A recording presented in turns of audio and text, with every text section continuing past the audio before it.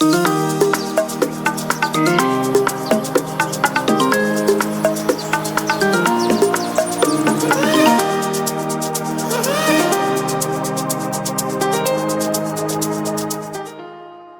Cable TV Kenya, beyond the real.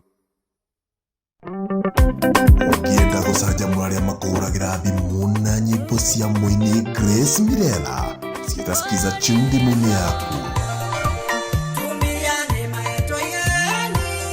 Andĩka kodi ici 6388289 wamũkĩre atumia. Nĩguo kwamũkĩra Kenya. Kenya, bũrũri wendetwo nĩ Ngai. Kenya, bũrũri ũrĩ thayũ mũingĩ.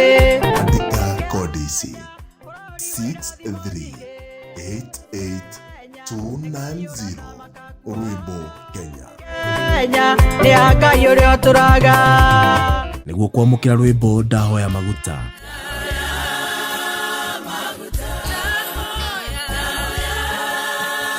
Andĩka kodi ici 6388291 nĩguo kwamũkĩra ndĩmũitĩrĩrie maguta.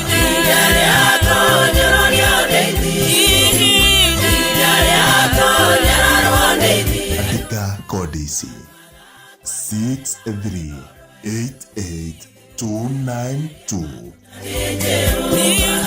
nĩguo kwamũkĩra ndĩmũririkane. Ndĩmũririkane na mũbimbo shethi na Mordekai. Andĩka kodi ici 6388293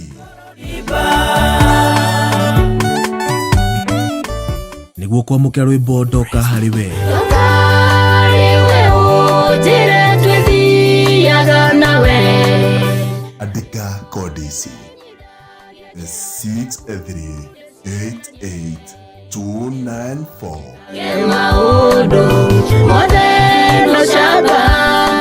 nĩguo kwamũkĩra umanja. Wĩrorere maũndũ marĩa ũkona wĩgwatĩre. Andĩka kodi ici 6388295 nĩguo kwamũkĩra Ngai nĩareka rĩngĩ.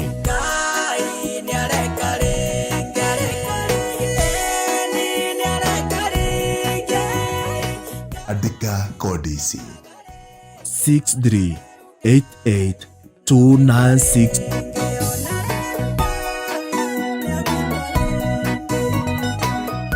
kodi ici citũmĩcie ta message kũrĩ 811 wamũkĩre nyĩmbo cia Grace Mirela.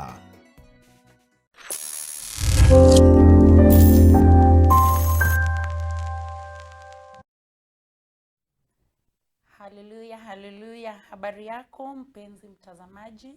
Siku ya leo ninakusalimia na upendo mwingi wa Yesu Kristo. Nimefurahia tena kurudi mahali hapa ili tukaweze kuendelea kushiriki neno lake Mungu. Na nina furaha kubwa sana. Jana tulikuwa na wewe hapa katika kipindi ya Shama Wawendo. Na ninashukuru sana kwa sababu mnazidi kukaa hapo kwenye mitambo mkitutazama kwenye Sky Cable TV hapa Kenya. Na kwa majina yangu ni Pastor Sophia Njuguna kutoka Soul Winning Revival Church Umoja 3. Ninafurahia sana kushiriki neno la Mungu na ninakupenda. Ita mtu, mwambie akaribie, mpigie simu, mwandikie SMS, mwambie aingie online, aingie FB, aingie YouTube ili tukaweze kushiriki pamoja neno hili. Always wanasema neno la Mungu ni uzima, ni furaha, ni amani, ni ukweli. Likiwa ndani ya moyo wako litakusaidia. So siku ya leo nataka tuongee kuhusu kazi ya Mungu. Na kwa kweli tunajua kazi ya Mungu ni kubwa. Kuna kazi ya mwanadamu, kuna kazi ya Mungu, kuna kazi zinazofanyika na machines. Lakini leo ninafurahia sana kushiriki nawe kuhusu upendo wa Mungu. Na watu wengi wamekuwa wakiniuliza niseme namba mwanzo. Namba yangu ni 0723160063. Hiyo ndio namba yangu, na ningependa tukaweze kuendelea kushiriki neno la Mungu ambalo ndilo furaha yetu. Leo tutaangalia kazi ya Mungu na tutasoma katika kitabu cha Ufunuo 3 mstari wa 7 na mstari wa 8. Na Biblia inasema hivi: na kwa malaika wa kanisa lililoko Philadelphia andika, haya ndiyo anenayo yeye aliye mtakatifu, aliye wa kweli, aliye na ufunguo wa Daudi, yeye mwenye kufungua wala hapana afungaye, naye afunga wala hapana afunguaye. Mstari wa 8, na yajua matendo yako, tazama nimekupa mlango uliofunguliwa mbele yako, ambao hapana wezaye kuufunga, kwa kuwa unazo nguvu kidogo, nawe umelitunza neno langu, wala hukulikana jina langu. Wacha tuombe kwa sababu ya neno la Mungu. Baba mtakatifu, ninakushukuru kwa sababu ya mpenzi mtazamaji. Asante kwa sababu ya kutuandalia meza siku ya leo, meza ya neno lako, ili tusiwe na njaa, vile neno lako linasema Amosi 8 mstari wa 11. Bwana, utushibishe siku ya leo, neno hili likaweze kuleta matumaini mengi na imani ndani ya mioyo yetu, ili tukaweze kupata ufafanuzi ya vile kazi yako ilivyo. Asante kwa mtazamaji, asante kwa yule atawatch baadaye. Bwana, ukaweze kutubariki pamoja, kwa jina la Yesu Kristo tunaomba, amen. Amen. Pendwa, siku ya leo tumesoma kifungu katika kitabu cha Ufunuo, lakini kabla sijaelezea neno la Mungu na tukaweze kuingia ndani kulitazama, ningependa kukupea mfano mmoja. Sisi wote tumeshawaipitia ama tushaikuwa wakulima, ama tukaona mahali kuna maua ama mahali kuna mmea wowote. Ukiangalia mahali mmea umepandwa, mostly hapananga rangi, hapananga kitu ambacho kinaweza semwa ndicho kitapea uweza huo mmea uwe kala hiyo ya green, ama maua ya chanue ya kuwe red ama ya kuwe yellow. Hiyo urembo ambao tunaonanga wa maua hauko katika mchanga.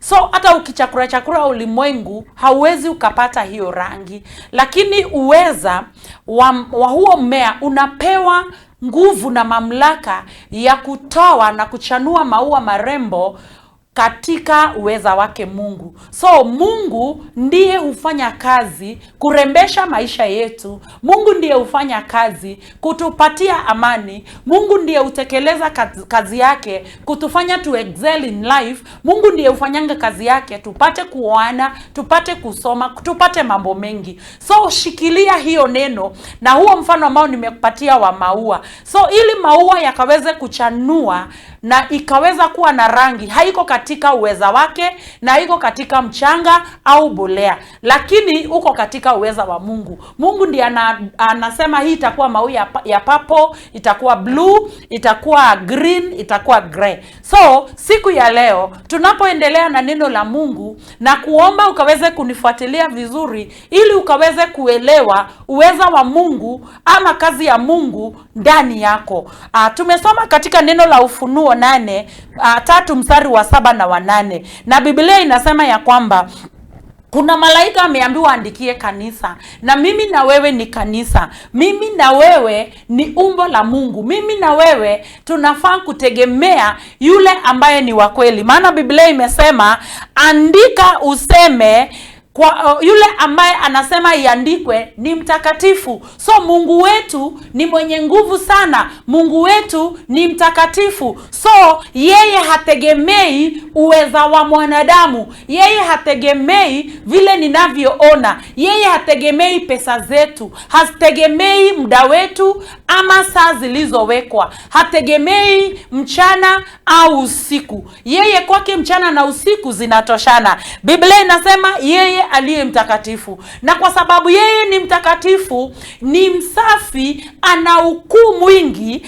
anasema hivi kwangu mimi na wewe ya kwamba anafungua mlango. Yeye akifungua mlango hakuna awezaye kuufunga. So siku ya leo ninataka kukuambilia huyu Mungu ambaye anatenda kazi ya ajabu katika mioyo yetu, akitufungulia mlango hakuna awezaye kufunga, na akifunga hakuna awezaye kufungua.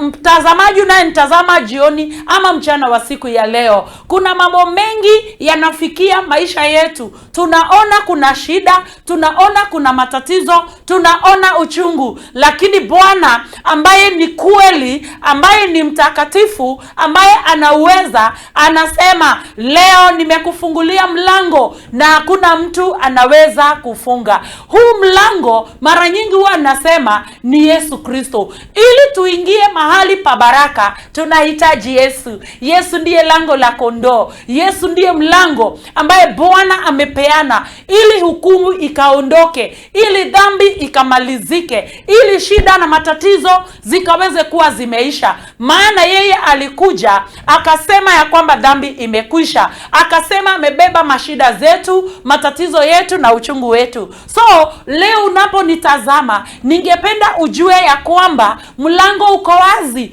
Usikwame katika giza iliyo kwa macho yako. Usikwame katika kutoelewa. Usikwame katika kusema dunia inaendelea hivi, so hata mimi maisha yangu itakuwa hivi. Hapana, maisha yako is not determined, it is not explained by what is happening in the world, but when the work of God works in your heart, that is when you can realize the purpose. That is when you can realize who you are. That is when you can realize that you are born to win, that you are born to excel, that you are born to be high, not to be low. That is why an open door imewekwa. Mpendwa mtazamaji, Mungu aliye wa kweli hadanganyangi. Neno la Mungu linasema katika Warumi 3 mstari wake wa 7-8 ya kwamba Mungu, mstari wa 4 ya kwamba Mungu haezi akadanganya. Ukianzia Warumi 3:3 hadi 4 inasema mwanadamu ndiye muongo,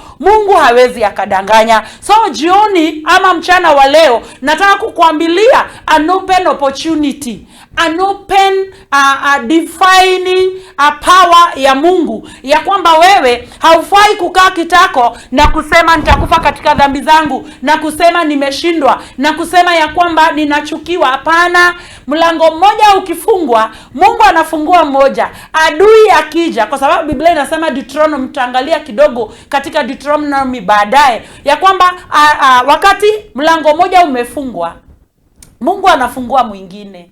So na pia neno la Mungu linasema katika kitabu cha Mhubiri 3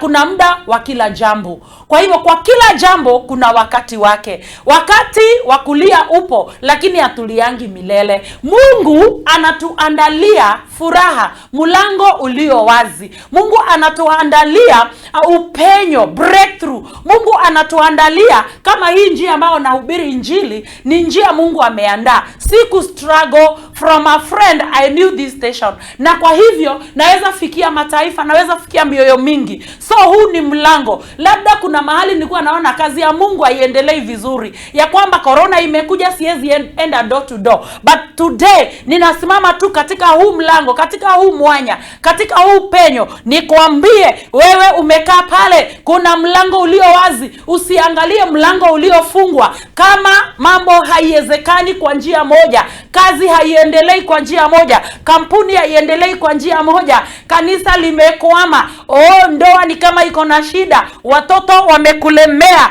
dunia inaonekana kama inafika kikomo. Hapana, angalia katika mlango ulio wazi. Maana Mungu anasema Ufunuo 3 mstari wa 7, mimi ndio wa kweli, mimi ndio mtakatifu ambaye hufungua na hakuna awezaye kufunga. So kuna mlango ambao unaona umefungika, au kwa mlango wa Mungu. Sababu wa Mungu ukifunguliwa hakuna awezaye kufunga. So Mungu anafanya kufungua mlango mwingine ambao utakuelekeza kwa destiny yako, ambao utakuelekeza kwa mahali yako ya furaha, ambao utakuelekeza kwa mahali yako ya ushindi. Wewe unayenitazama siku ya leo, umelia sana, umeona giza sana, umeona kushindwa sana. Leo kuna mlango ulio wazi katika Biblia. Mungu anasema mimi ndio ninafanya hii kazi. Huu mlango hausurutishwi.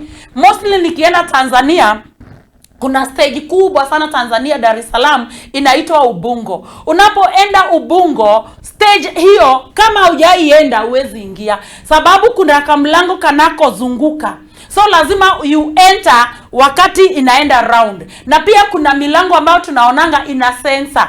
But hii nakwambia haina hata kufunguo. You don't have the key but it is open. Na vile imefunguliwa hakuna mtu anaweza funga. Unaweza kuwa una matatizo ya mwili, akili, labda umeshindwa kuacha tabia zingine, bangi, pombe, umeshindwa kuacha tabia zingine za kizina, umeshindwa kuacha chuki, wivu. Nakwambia kuna mlango hapo tu katika neno la Mungu umefunguliwa. Na Biblia inasema ya kwamba no man can shut. So this is the work of God, purely the work of God. When God works in your life, there is no other person can make it to be in vain. There is no other person can undo it. So this day I want to tell you also about the world of your heart. When God works in the world of your heart, there is no one can undo it. When God says that I have redeemed you, there is no man, even yourself, you cannot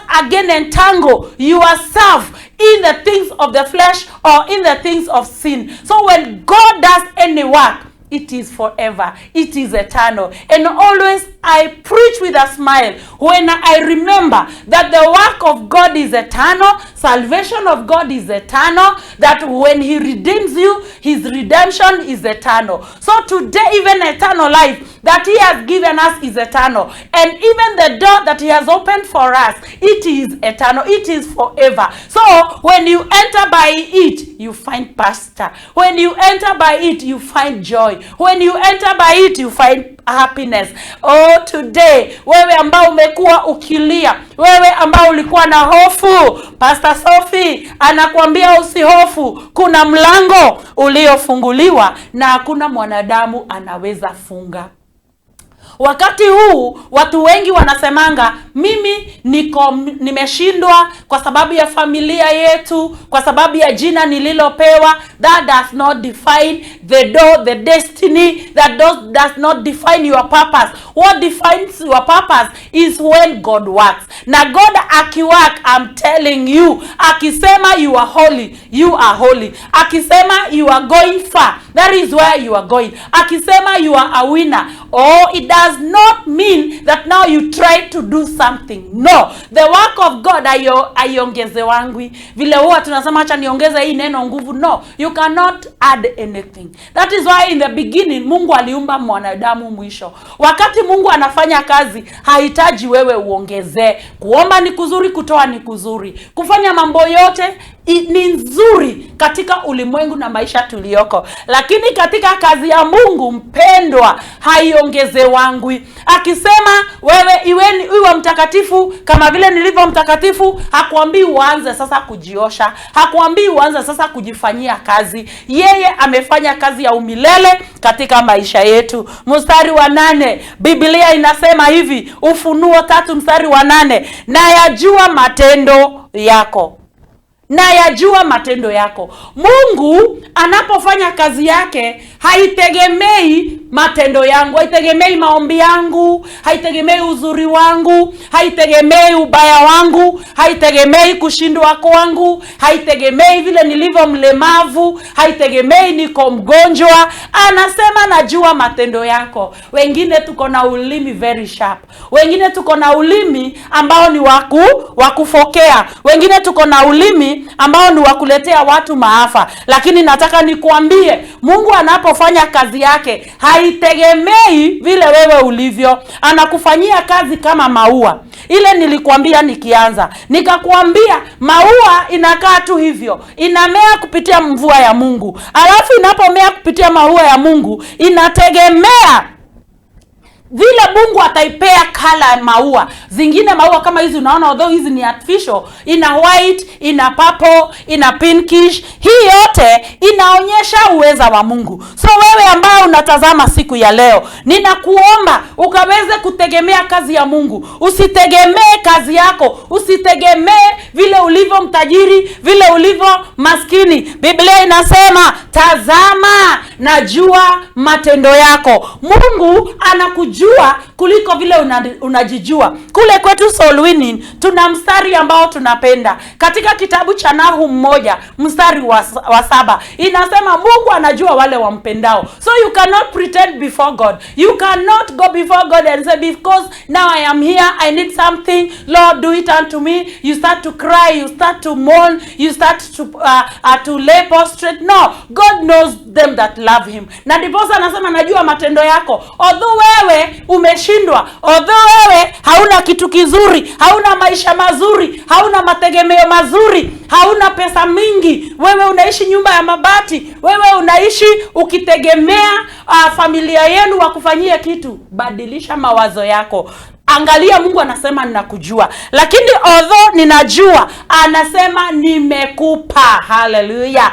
Mungu anapokupatia kitu, unafaa kukipokea kwa moyo wa shukrani. Usianze kusema najaribisha kufanya rembo, najaribisha kukifanya kiwe kizuri kuliko hapo. Mungu anasema nimefungua mlango, na pia anasema nimekupa mlango. So mlango ambaye ni Yesu Kristo, mlango ambaye ni mapenzi ya Mungu, mlango ambayo ni kazi yake Mungu, uko wazi kwetu, uko wazi, anatupatia. Anasema umefunguliwa mbele zetu.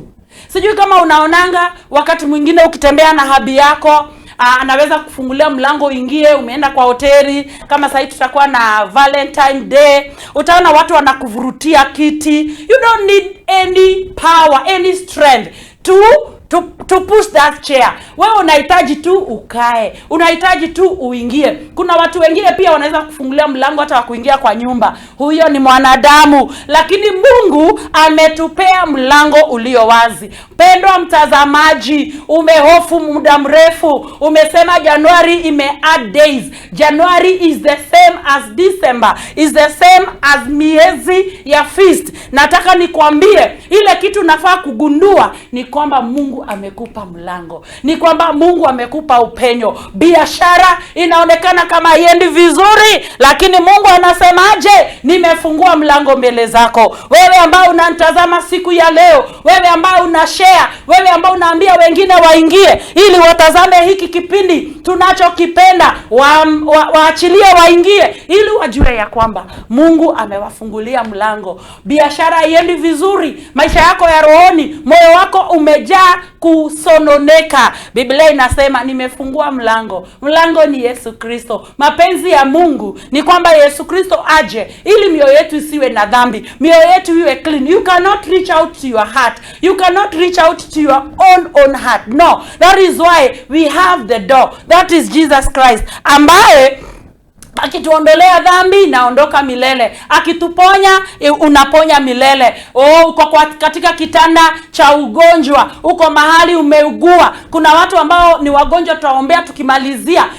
Wewe uliye pale unafaa kuamini neno la Mungu ya kwamba mlango ya magonjwa imefungwa milele, na mlango wa uhai na portion ya good health is yours forever. Maana anasema ninafungua, nimekufungulia, nimekupatia. Bwana Yesu asifiwe. And then ile kitu inanifurahisha na hii maandiko inasema ya kwamba najua matendo yako. Najua unalia, najua umehofu, najua umekataliwa, najua hata bwana yako hakuongeleshi, hajakuachia pesa. Najua huyo boss alikulipa December, unagojea kulipa January, but kuna mlango. We don't eat because we have salaries. God is the provider. So unafaa kuangalia huo mlango ambao umefunguliwa hapo kwa Mungu, mlango ambao umewekwa wazi kwa sababu yako. Mpendwa mtazamaji, wewe ambaye unahitaji kwenda mahali ya juu, usijitazamie, usihonge.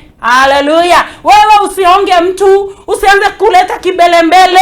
Mimi nimeona God akiwork in my life even when I'm just seated, when I'm just relaxing. By the way, the Bible says that wale Mungu anapenda anawabarikingi wakiwa wamelala. That means when you are at rest, when you don't struggle, you only believe in the work of God. Una believe kwa kazi ya Mungu. Oh, wakati huo ndio anakufungulia mlango, ndio anakupeleka mahali unataka. Unahitaji visa, unahitaji CV, unahitaji maendeleo, unahitaji ndoa. Mpendwa mtazamaji, mlango umefunguliwa hapo tu kando. Angalia neno la Mungu uliamini. Utapatana na mtu hata kuhati. Utapatana na mtu ambaye mtakaa na yeye milele. Utapatana na mtu ambaye atakufurahisha katika maisha. Utapatana na mtu ambaye kwake utapata mauchungu. Lakini lazima uamini. Sio wewe unajifanyia kazi. Watu wakifikisha miaka 25 wanaanza kujipendekeza kwa waume ama wanawake, wakitaka kutajirika wanataka kwenda kwa wazee ili waweze kujifanyia kazi. God is at work for you. Anasema nimefungua mlango. Hebu tazama mtu kama Abrahamu. Ameambiwa toka kwenu, enda mahali nitakuonyesha. Huo ni mlango umefunguliwa to go to nations. Lakini wewe ambaye unakaa pale unasema unless niwe na God papa, unless niwe na mtu aliye ngambo aniite, my friend, it is not like that. When God release neema, when God amefungua mlango, hakuna mtu anaweza kufunga. Wengine wanasema, nitaenda kwa makanisa, nitaenda kupakwa mafuta ili niweze kuzaa, nitaenda kusukumiwa mafuta, nitaenda kufanyiwa kazi na mtumishi wa Mungu. Mtumishi wa Mungu anapokea kazi ya Mungu, anakuambia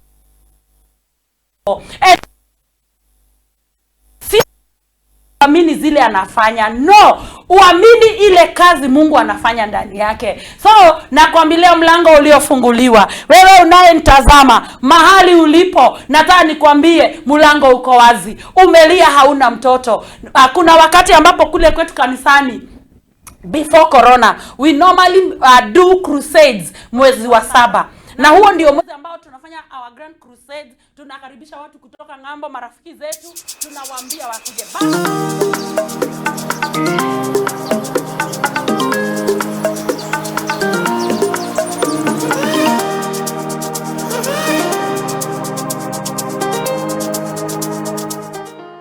Sky Cable TV Kenya, beyond the real.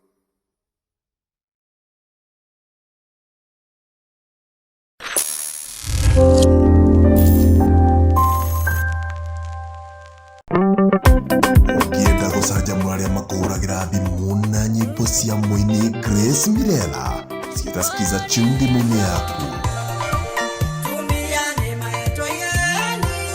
Andika kodi ici 6388289 wamũkĩre atumia. Nĩguo kwamũkĩra Kenya. Kenya, bũrũri wendetwo nĩ Ngai. Kenya, bũrũri ũrĩ thayũ mũingĩ. Andika kodi ici 6388290 rwĩmbo Kenya. Kenya, nĩ Ngai ũrĩa ũtũraga. Nĩguo kwamũkĩra rwĩmbo ndahoya maguta.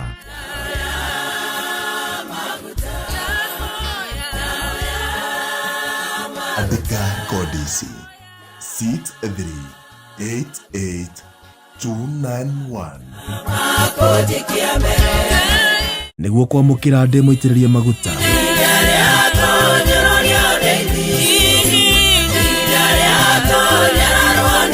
Andika kodi ici 6388292 nĩguo kwamũkĩra ndĩmũririkane. Ndĩmũririkane na mũbimbo shethi na Mordekai. Andika kodi ici 6388293 nĩguo kwamũkĩra rwĩmbo ndoka harĩ we. Ũnjĩre twĩthiaga nawe. Andika kodi ici 6388293 294.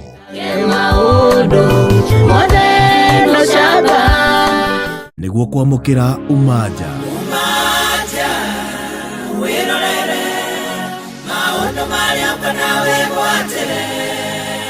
andika kodi ici 6388295 niguo kwamukira Ngai ni areka ringi.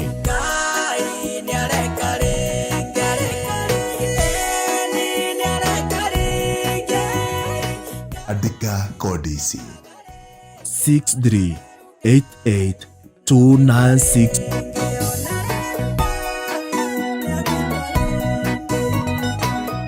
Kodi ici citumeci ta message kuri 811 wamukire nyimbo cia Grace Mirela. Amen. Hallelujah. Neno la Mungu ni kweli. Neno la Mungu haliwezi likajichanganya. So wakati tunafanya crusades, huwa tunafanya crusades mwezi wa 7 kule kwetu kanisani, na nashukuru Mungu wakati tunafanya hizi crusades tunaenda pia door to door. Na wakati tunaenda door to door tuna experience kazi ya Mungu. Na wakati kazi ya Mungu inafanyika katika maisha yetu, tuna moyo wa shukrani. So siku moja tulienda door to door kwa mama mmoja ambaye hakuwa anapata mtoto.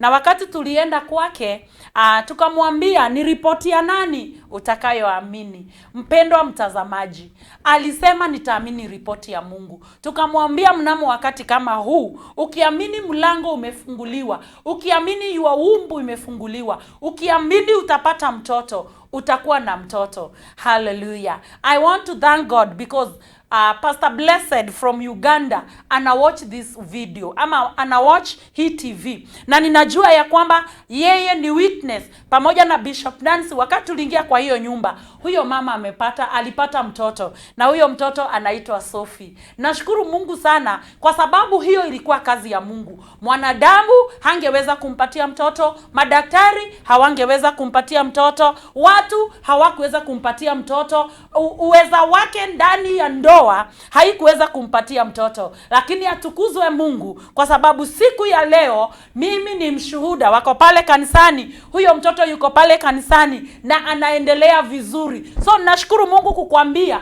ya kwamba kuna kazi ya Mungu inayofanyika katika maisha yetu. Kuna dada pale kwetu kanisani alikuwa ameamini kuwekewa kazi miaka na miaka, lakini haikuwa inafanyika. Tulimwambia Mungu, wewe beautifier of situations, wewe Mungu naye fungua milango ya fedha, milango ya wanaume ndani ya mioyo yao, wanaweza kuwekea wanawake wao biashara. Siku ya leo ako na kazi kubwa sana ya Sirio, na najua hata saa hii ananitazama. Nataka nikwambie kazi ya Mungu ni ya milele. Ukiamini hivi, anasema najua matendo yako. Kwa hivyo anajua una pesa. Hata Abrahamu aliambiwa atoke kwa hana fare, ameambiliwa nchi. Hebu imagine God giving you a nation, that big thing ambayo hakuwa anafikiria anaweza pata, lakini aliondoka na hiyo neno la Mungu na akapewa Kanani. Wakati Mungu anamwambilia mtoto, Abrahamu anashindwa, anawezaje kuwa na mtoto na niko na miaka mingi? Neno la Mungu linasema alimwamini yule aliye mtakatifu, alimwamini yule aliye wa kweli, akapata Isaka. Wewe hakuna kitu haiwezekani. Uko kwa bedi ya ugonjwa, uko kwa kilio, uko mahali fixed ya kwamba unaona hauna mbele hauna nyuma. Hata siku ya jana kuna mtu mwingine alikuwa ananiambia, I believe God, nataka nipate pesa. In the evening alikuwa ananitumia sadaka akiniambia, God is good, nimepata pesa. So nataka nikwambie, ukiamini mlango uko wazi, utakuwa wazi. Na ninajua watu wengi huwa wananitazama, wananiandikia inbox,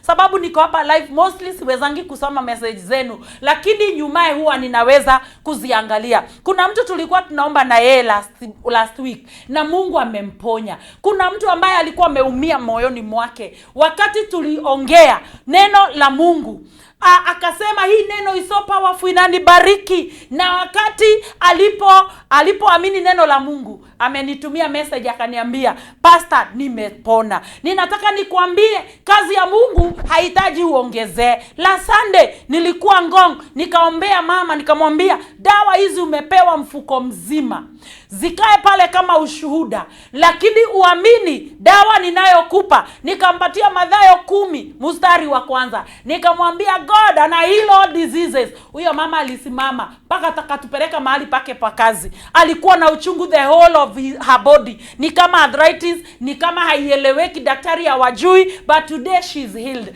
I want to tell you, ukiweka macho yako fixed kwa shida, shetani anazidi kukwambia, anashinda akikwambia hautaweza, utakufa, utakaa hivi, hautafanya kazi. Lakini leo nataka nikwambie kuna mlango ulio wazi, mlango umefunguliwa ili wewe upate baraka za Mungu. Ni nini unahitaji? Nataka kutangaza siku ya leo kama vile neno la Mungu linasema, Ufunuo 3 mstari wa 7 na wa 8. Bwana amefungua mlango kwa ajili yako. Zidi kuita mtu, mwambie aingie. Zidi kushare hiyo video, usishan iweke kwa mahali watu wanaweza iona. Karibisha mtu na SMS, mwambie kuna bread of life, kuna neno la Mungu linaendelea, na utaitwa mbarikiwa, na utaitwa kuinuliwa, mwingine akibarikiwa kwa sababu yako. Kuna watu wengi hawana matumaini, ukiwaambia tu wa watch hii video na waweze kuwatch, watapata baraka. Alafu wewe ambao unanitazama, ungependa kuzidi kushare na mimi hapo kwa siri, sio hapo ambapo tunaangalia online, unaweza nipata na 0723 160063 0723 160063. Unaweza niambia chochote, hata nikiwa hapa nitaangalia na nitakuombea, nitakuombea. I will cancel you, I will help you through the word of God. So tunapoendelea, mpendwa, umekwama mahali, umeshindanga ukilia familia yetu haiwezi barikiwa, hiyo ni yako. Pastor Sophia anakuambia mstari wa 8 wa Ufunuo 3 mstari wa 8 inasema, tazama nimekupa mlango uliofunguliwa mbele yako, na hapana awezaye kufunga. Hata wewe huwezi kufunga, hata kama hutaki kuingia, utaka hapa ukiwa wazi. This time kwa kanisa yetu nimekuwa nikiwaambia, Mungu ametupatia speed, Mungu ametupatia kuovertake, Mungu ametupatia kitu ambayo anafanya anafanya mara moja, anafanya speedily. Ukiamini, ukijiunganisha na hilo neno, itakuwa ya baraka sana kwako. Jioni na mchana wa siku ya leo, neno la Mungu linasema hivi katika kitabu cha Ufunuo 3 mstari wa 8, kwa kuwa unazo nguvu kidogo. Haleluya! Mungu anajua matendo yako. Wewe ni mtu mwenye hana nguvu. Wewe ndani ya moyo wako uko na dhambi. Gaiamini Yesu Kristo aliondoa dhambi zako. Mpendwa mtazamaji, anasema najua una nguvu kidogo. Kwa hiyo unasikia una nguvu kidogo. Kwa hiyo kanisa unasikia una nguvu kidogo ya kuendelea. Marafiki wamefichua siri ambazo mliambiana msiseme. Marafiki wameongea maneno yako ya uongo. Una udhaifu kidogo, unasikia uwezi endelea, unasikia kujihurumia, unasikia kukaa kitako, usikue urafiki na watu. Nakwambia there is a new friend coming your way, ambaye akiwa friend yako atakuwa eternal. I have so many friends ambao wamekaa na mimi, wananisupport. Always nikiwa na kitu huwa wananisupport. Nataka nikwambie mlango umefunguliwa. Usikwame kwa huyo boyfriend ambaye alikuhurt. Some boyfriends wanaitangwa stairs. I'm sorry, hiyo mostly tutaongelea kwa sama wawendo. Lakini nataka nikwambie, some people in your life, they are just stairs. You just clean on them, you just step on them when you go to the real thing. So don't dwell on the heart, don't dwell on what they are saying. Dwell on what I'm telling you from the word of God. I know you have just only small strength. You are weak, you are lacking. But then Biblia inasema ya kwamba nawe umelituza neno langu, wala haukulikana jina langu. So Mungu amefungua mlango ukiwa mdhaifu. Sio kwa sababu naweza ufungua. Wewe ambao unaona kama utajitia kitanzi, kuna mlango wa uhai, kuna mlango ya maendeleo. Watoto wako hawana school fees, watoto wako wengine waliacha shule, unaona ni kana kwamba hawatawahi kuendelea, na kuambia kuna tumaini, kuna mlango uliofunguliwa. Wewe utaangalia uliofungwa ama utaangalia ule umefunguliwa? Kama maua niliyokuambia tukianza, maua ikimea, mmea ukimea, hata kama maharagwe ilipandwa ikiwa ile ya nyayo ama imepandwa ile ya yellow bean, wakati majani yake inatokea haitokangi ikiwa yellow, lazima iwe green. Hiyo nguvu, hiyo uweza, hatujui huo unatoka wapi, lakini nataka kuambia hiyo ni kazi ya Mungu. Siku ya leo na kuambia, achilia kazi ya Mungu ifanyike ndani ya moyo wako. Achilia kazi ya Mungu itekelekeke ndani ya moyo wako. Amefungua mlango, ameweka njia wazi. Hata kama kuna floods, hata kama kuna matatizo, mlango wa uzuri umefunguliwa mbele zako. Kama unaamini nami, ninajua unatendewa.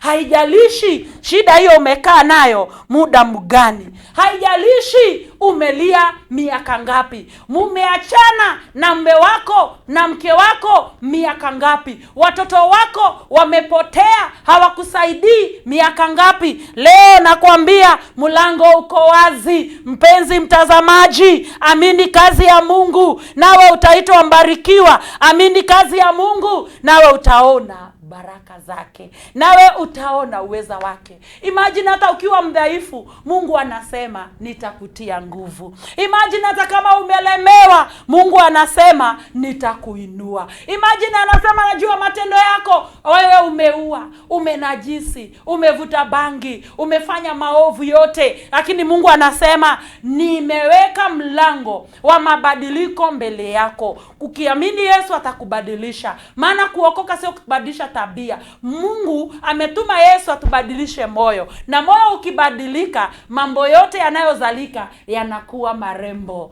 Do you know, ukiweka mbegu chini ya mchanga huwa inakufa ndio imee. Hata wewe hiyo kala umekuwa nayo, hayo macho ya red, hiyo sura ya aibu, na kuambia lazima iondoke ili uweze kuona mlango wa Mungu uliofunguliwa mbele zako. Mpendwa mtazamaji, hizo aibu umepitia, hizo kukataliwa umepitia, kuna mlango. Mungu anasema kwa sababu umelisikia na kulituza hii neno, na kuambia huo mlango utapitia. Mlango wa kibali, mlango wa neema, neema inayokoa, mlango wa mapenzi ya Mungu, mapenzi ya Mungu ambayo ukimwangalia na kumtazama mwana unapata kuishi. Huo mlango umewekwa. Mpendwa mtazamaji, tazama huo mlango, uangalie huo mlango, amini huo mlango, na niliyatangulia kusema unaitwa Yesu Kristo. Ningependa tukaweze kuangalia neno lingine katika kitabu cha Wafalme wa Pili. Tuliangalia ile siku nyingine, lakini nataka tuangalie kitu hapo mstari wa 6. Wafalme wa Pili 7 mstari wa 6. Last time ndio nilikuwa nimehubiri, na nashukuru sana, naona Rose ameingia na ananitia watu wengi. Naona Eric Kerera ameingia anatazama. Naona watu wengi mko online mnatazama. Wewe ukitazama, amini neno la Mungu. Likikusaidia, ambia mtu ingia, ambia mtu tazama. Na akitazama maisha yake yatapona. Tulikuwa last time na watu wa ukoma. Hebu sikia neno moja nikiongezea na hiyo la Ufunuo vile walifanya. Mstari wa 6. Kwa maana Bwana alikuwa amewasikizisha Washami kishindo cha mienendo ya magari na kishindo cha farasi, kama kishindo cha jeshi kubwa. Wakaambiana, tazama, mfalme wa Israeli amewaajiri wafalme wa Wahiti na wafalme wa Misri waje wapigane nasi. Kwa hiyo wakaondoka, wakakimbia kugali giza bado, wakaziacha hema zao na farasi zao na punda zao na kimo chao, vile vile kama kilivyokuwa, wakakimbia wapate kujiponya nafsi zao. Basi wale wenye ukoma, sikiza hapa, walipofika mwisho wa kituo, waliingia katika hema moja, wakala na wakanywa, wakachukua fedha na dhahabu na mavazi, wakaenda wakazificha, wakarudi wakaingia katika hema ya pili, vile vile wakachukua vitu, wakaenda wakazificha. Mpendwa mtazamaji, naona bado mnaingia, naona bado unatazama. Kuna wale wanatazama direct, wengine wako YouTube, wengine wako kila mahali wakitazama. Neno la Mungu linasema mlango uko wazi. Kazi ya Mungu imeshatendeka. Hauhitaji kujaribisha, ingia kwa hiyo njia. Ukipata mahali ambapo mlango umefunguliwa, you don't struggle kuanza kufunga alafu ufungue. Neno la Mungu linasema wakoma 4 walipoambiana, tukikaa patakufa, wacha tuende katika kambi ya Washami, mahali kwa jeshi, hawana bunduki. Walipoenda pale, Mungu alifanya kuwe na mgurumo. Hiyo inaitwa kazi ya Mungu. Mungu aliwafanya miguu ya watu 4, that is miguu kidogo tu ya watu 4, ikasikika kama magari ya vita, ikasikika kama magari ya farasi. You know, farasi ina uweza mwingi sana. Inapochakura ulimwengu, ikiguza dunia, inatoa vumbi. Na kuambia neno la Mungu linasema wakati wakoma waligundua mlango katika kambi ya Washami imefunguliwa, na ya kwamba Mungu ameandaa njia, na ya kwamba Mungu ameandaa katika mapenzi yake kitu kilicho cha kweli. Biblia inasema walienda wakapata hao watu wameondoka, hao watu hawana kitu ambacho wamebeba, hao watu wamekimbilia maisha yao. Imagine wao wenyewe wanakimbia wakijua wamesema kama kati, wameenda tu wakienda na mwendo wa pole, lakini kumbe katika masikio ya jeshi ya Washami inasikika kama jeshi. Siku ya leo ukigundua mlango uliofunguliwa, utaingia bila kutetema, utaingia bila woga, utaingia na ujasiri. Biblia inasema usitupa ujasiri ambao uko nao, maana una thawabu kubwa. Mpendwa unayemtazama siku ya leo, kuna thawabu kubwa ukigundua mlango ulio wazi uliofunguliwa na Mungu, na ya kwamba sio umefungua, sio your brother, sio mwenye siasa, sio mfalme wa nchi, sio daktari, ni Mungu amefungua. Neno la Mungu linasema wakati wakoma waligundua ya kwamba mlango umepeanwa kwao, jeshi imepeanwa kwao, hawana kitu, wako na njaa, walienda. Walipoenda, mstari wa 8, Wafalme wa Pili 7:8 inasema walipoingia, haleluya, walipoingia hawakuangalia kulia kushoto, kwani wamejificha wapi? Hapana.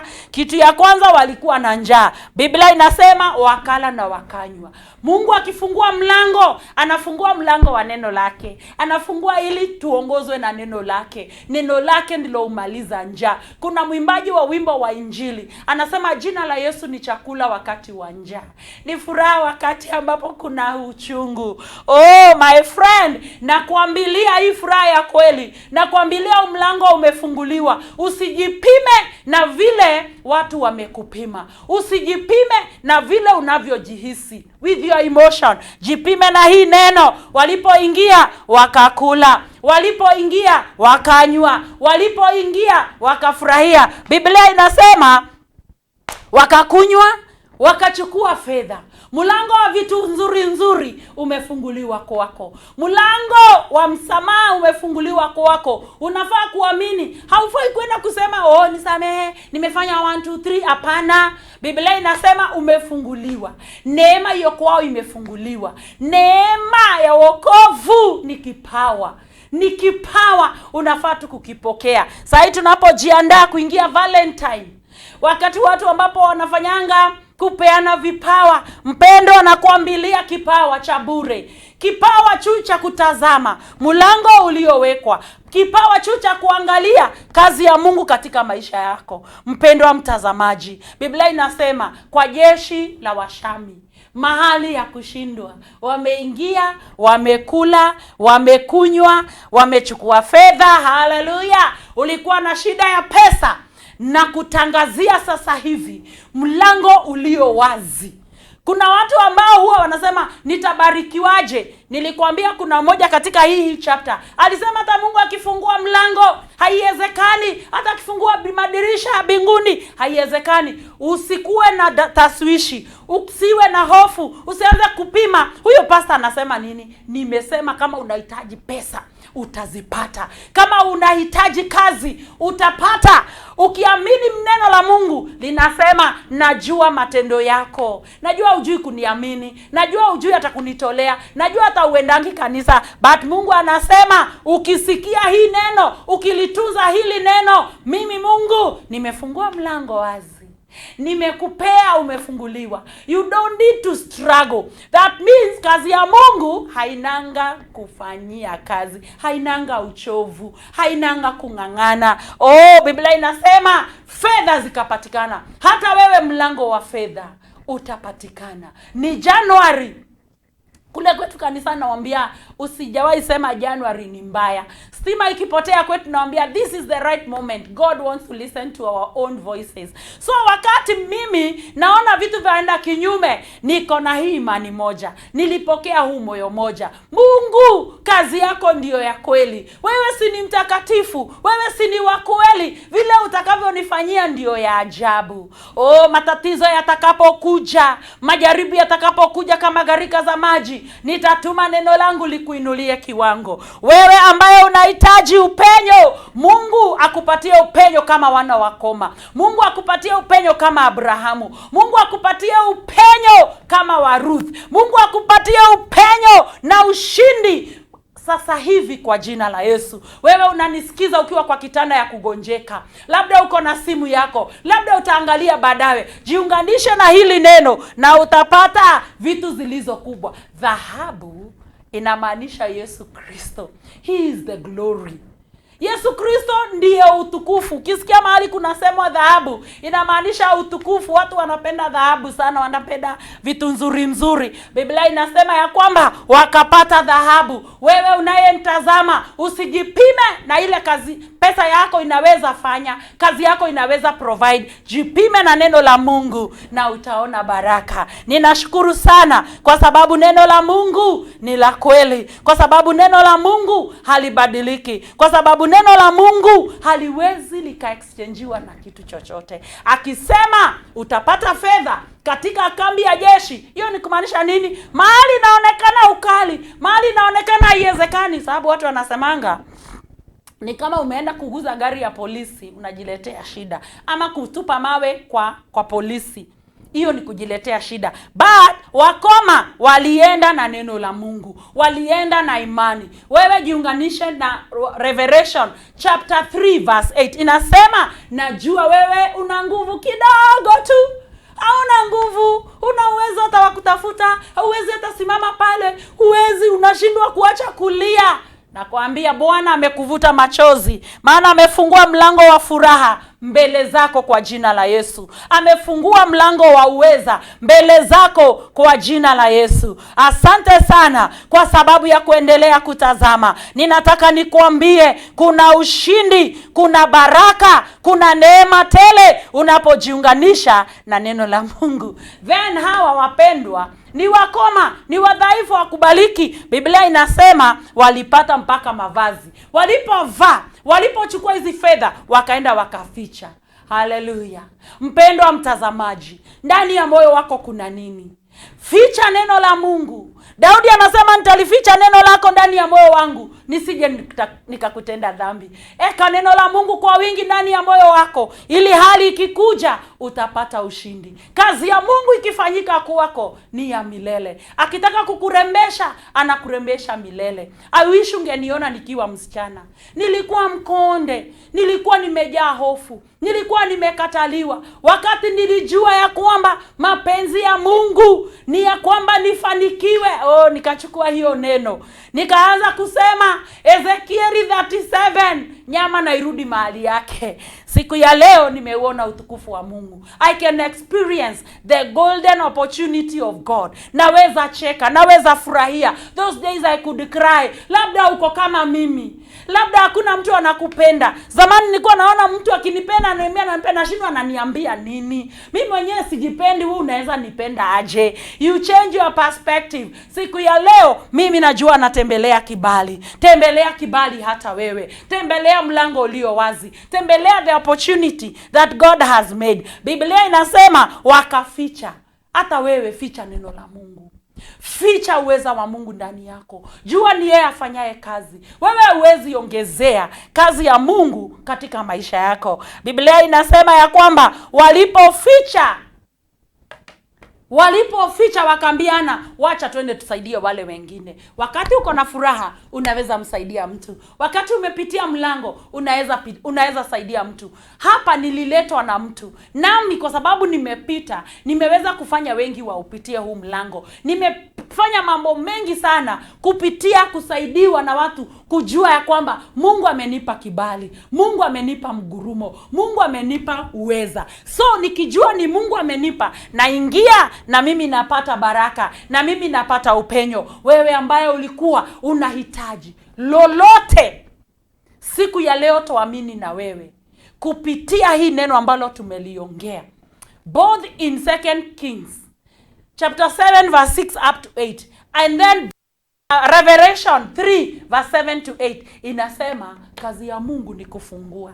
Kazi ya Mungu sio kukufungilia. Adui anakufungililia, shetani anakufungilia usiingie katika ufalme. Anakuambia wokovu ni kuboeka, wokovu ni kujifanya, wokovu, watu ambao ni wokovu hawapeanangi, ni wachoyo. Shetani, ukisikia shetani amekwambia hivyo, eti watu wa club ndio wazuri, hata kama kuna kaukweli, shetani anataka kuvuta usijue ukweli wa Mungu. Maana ukweli wa Mungu sio vitu tunde, ni kazi iliyofanywa. Alimtuma mwanawe, akafa msalabani. Ni mpango uliopangwa vizuri. Mpendwa mtazamaji, nataka nikwambie siku ya leo ya kwamba wewe kuna mlango ulio wazi kwa ajili yako. Usihofu, usilie, kwa sababu ukilia hiyo inaonyesha doubt.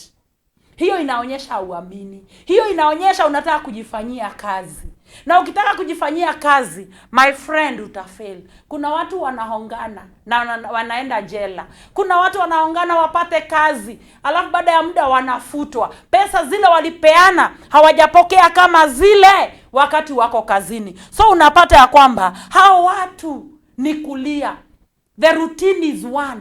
Mwendo ni moja, njia ni moja, mbinu ni moja. Amini kazi ya Mungu. Nikimalizia, tunapoamini hii kazi ya Mungu, Ufunuo 3, Biblia inasema mstari wake wa 8, huu mlango nimekupatia, huu mlango nimeufungua. Ulikuwa unahitaji ID, visa, unahitaji kuolewa, unahitaji kuoa, unahitaji mtoto, unahitaji msamaha wa dhambi. Usiseme nyuma ya mtu. Amini neno la Mungu. Amini Yesu alikufa kwa ajili yako. Unaamini kazi, amini mlango umefunguliwa. Mahali unasikia umeitwa, enda kwa imani. Wewe unahitaji kupona hiyo ugonjwa kidogo. Labda unauma na mifupa, labda uko na arthritis, magonjwa ya moyo, uko na sukari, wewe uko na diabetes. Wewe ambaye una moyo, una hiyo ugonjwa ya moyo, nataka nikwambie mlango uko wazi kwa ajili yako, kwa ajili ya baraka zako. Kazi ya Mungu ikifanyika, haiwezi ikatolewa. Maua niliyokuambia inapokea uweza kutoka kwa Mungu kuleta urembo. Mungu akifanya kazi, anafanya uwe mrembo, anafanya uwe na nguvu. Hata kama una udhaifu, hata kama uko na mambo ambayo unaona yanakuvuta nyuma, Mungu anakusukuma mbele kupitia neno lake. Ninataka nikwambie siku ya leo, wewe ni mbarikiwa. Wewe sio vile unajiita, wewe sio vile unajiona. Siri ni kujua kazi ya Mungu. Alisema mbingu iwe, mpaka leo iko. Alisema ya kwamba maji ondokeeni nchi kavu, mpaka leo ipo. Akasema mradi misimu iko, mradi dunia iko, msimu wa mvua, msimu wa jua hautaionekana. Anasema mradi dunia ipo, masikini matajiri hawatakosekana. So siku ya leo jiunganishe na neno la Mungu, ujue yeye ni mwaminifu. Nitasoma neno la mwisho ninapoenda kumalizia, ili nikuonyeshe kazi ya Mungu. Katika kitabu cha Kumbukumbu, Deuteronomy ni Kumbukumbu 28, nilikuwa nimekwambilia tutaangalia mstari moja. Deuteronomy 28, mpenzi mtazamaji, naona umeingia, naona Virginia ameingia, naona Vigibu anasema I am watching, naona my daughter ana watch. Nashukuru Mungu sababu ya hao wote ambao wameingia. Wewe umebarikiwa. Mlango uko wazi. Ukisikia hii neno, uliamini, ulitunze, vile amesema Ufunuo, itakuwa ya baraka kwako. Deuteronomy chapter 28 naitangwa chapter ya baraka na laana, lakini mimi nitazungumzia baraka. Verse 7 na verse 8 nasema, Bwana atawafanya adui zako wakuinukiao ama wainukao juu yako kupigwa mbele zako. Oh, haleluya. Mlango ulio wazi. Mungu anazidi kutuambilia kazi yake. Mimi sihitaji kufight with enemies. I don't want, siwezi kuforce ati watu waongee na mimi. Siwezi force unipende. Mungu anasema adui atafanya wakinuka mbele zako wapigwe. So nani anawapiga? Mungu. Hiyo ni kazi ya Mungu. Kazi ya Mungu anaifanya wakati ujui. Wale wanaokusengenya Mungu alisikia, akawaondoa kwako. Wacha kushinda ukilia, kwani hawaoniongeleshangi, kwani hawafanyangi. No, Mungu amekupatia neema. Adui zako watapigwa. Mungu anaandaa meza mbele ya adui. Anakuangalia ukikula. Adui hakuli. Haleluya. Deuteronomy 28, Kumbukumbu la Torati 28:28, mstari wa 7 anasema, Bwana atawafanya adui zako wainukao juu yako kupigwa mbele yako. Kwa hiyo Mungu ako na jeshi, ako na malaika watumishi ambao wanatuzunguka, wanapigana vita vyetu. Usiseme umezungukwa na shetani, sijui umezungukwa na kushindwa, sijui umezungukwa na mapepo, sijui umezungukwa na nini. Hapana. Haujazungukwa na blame, umezungukwa na wapiganaji vita wanaokupigania, kama wale walipigania wana wa ukoma wakaingia wakala. And then Biblia inasema watakutokea kwa njia moja, lakini watakimbia mbele zako kwa njia 7. Haleluya. Mpendwa unayemtazama, neno la Mungu lina ahadi nyingi. Kazi ya Mungu inanifanya nitulie. Haleluya. Nikiwa ndani ya Yesu naburudika, nafurahia, sababu najua kuna neema kubwa. Kama adui wanapigwa mbele zangu, kama atawafanya wakimbie, Biblia inasema mahali ingine katika kitabu cha Proverbs ya kwamba wale waovu wanakimbianga na hakuna mtu anawakimbiza, hata hawaoni kivuli chao, lakini wanakimbia wao wenyewe. Nataka nikuambie siku ya leo ya kwamba adui watakimbia na njia 7. Kulemewa kutaondoka kwa njia 7. Giza kwa njia 7. Oh, machozi yako yanafutwa mara 7, ili uingilie mlango ambao Mungu ndiye amefungua. Kazi ya Mungu si ni tamu? Alafu anasemaje? Mstari wa 8, sikia hapa ndio nitamalizia. Bwana ataiamuru. 28 of Deuteronomy verse 8. Bwana ataiamuru baraka ije juu yako katika gara zako. Oh, Bwana asifiwe. Haleluya. Mtazamaji, sijalima, ni kama neno la Mungu lililokuja katika 2 Kings 7. Mnamo kesho kutakuwa na chakula tele. Hapa pia Deuteronomy chapter 28 verse 8 inasema, nitaamuru baraka zije juu yako katika gara yako.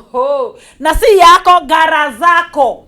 So Mungu kuna stores ametuwekea, alafu hahitaji mimi nifanye kazi niingize. Kazi na uweza wa Mungu ndio unaingiza. Mbona unalia? Mbona unajihofu? Mbona unajitetea? Bwana ataleta marafiki na kuwafix kwako. Bwana ataleta customers atawafix kwako. Bwana ataleta yule ambao ni wa ubavu wako kwako. Bwana ataleta biashara inayofaa uifanye kwako. Anasema gharani zangu mimi Pastor Sophia. Ataamuru, sio kusema mbarikiwe, amuru. Kuamuriwa ni kusema hii kazi ifanywe na inafanywa. So kuna wale wanafanya, unaona kazi ya Mungu, ufai kufanya kitu chochote. Watu wa Soul Winning Revival Church tunahitaji vitu mingi. Tunahitaji hata Mungu atupatie mahali petu wenyewe. Although tuko na mahali petu, tunataka mahali permanent. Oh, hallelujah. Anasema kwa gara yetu already ameamuru. Ameamuru kwako. Rose Praise ameamuru kwako. Oh, ameamuru kwako. My husband ameamuru baraka kwako.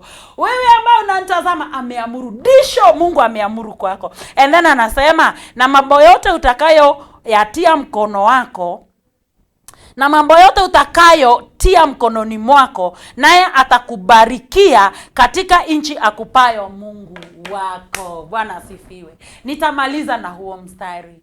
Mpendwa mtazamaji wa Sky Cable TV, Bwana akifanya kazi, wewe unafaa kupokea. Na ukipokea, utaitwa mbarikiwa. So, muda wangu umeisha. Na ninataka nikaweze kuomba. Nashukuru kwa wote ambao umetusikiza. Mlango uko wazi. Pokea huo mlango na baraka utaziona. Nitaomba na wewe. Nikishukuru wale wote ambao wametusikiza siku ya leo. Wale wametutazama. Zidi kushare, zidi kuambia watu waangalie, sababu ni ya baraka. Mungu akubariki sana kwa kutazama. Asante kwa wale wameandika. Wote ambao mmeniwatch na wasalimia, ninawapenda. Kanisa letu liko pale Soul Winning Revival Church, Umoja 3 along Kagudo Road, na ninawapenda. Namba yangu ni 07230063. Mungu akubariki sana.